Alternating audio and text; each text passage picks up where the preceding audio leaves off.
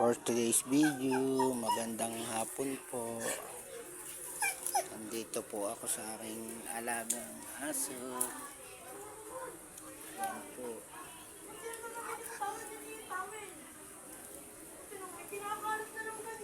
Ganyan po siyang magmahal sa amo. Lahat gagawin niya para sa amo dahil nararamdaman ng aso kung paano siya minahal ng amo. Napakalaki po ang pagkakaiba sa aso at tao. Kasi ang tao, mahalin mo man ang todo-todo, ibigay mo lahat ng effort mo, pero wala. Darating yung araw talagang iiwan ka. So hindi mo inaasahan, masakit man pero kailangan nating tanggapin.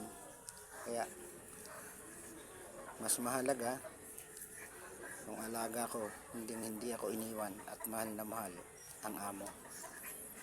Pero yung minahal ko, ayan, iniwan ako.